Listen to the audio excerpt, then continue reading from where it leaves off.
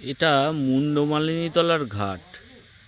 এখানে এই পরিমাণ জল আমি মানে কি বলবো, গুণে শেষ করতে পারবো না যে কতবার তারাপীঠ এসছে। এই যে হালকা একটা স্টিলের বার দেখতে পাচ্ছেন, ওখানটাও একটু গ্যালারি মতো করা আছে প্রশাসন থেকে, সেটাও ডুবে গেছে।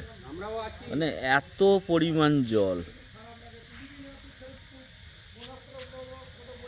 ইন্দ্রজিৎ দাস, ওই যে প্রশান্ত, ওই মুন্ডমালিনীতলার গেট দেখা যাচ্ছে।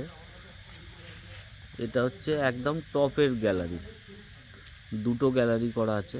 এটা এই আগামী সপ্তাহে কৌশিকী অমাবস্যা তার ওয়াচ টাওয়ার তৈরি হয়েছে।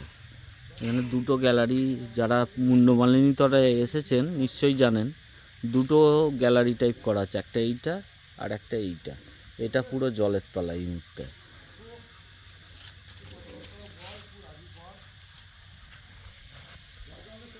এটা আমাদের বিশ্বজিৎ ঘোষ।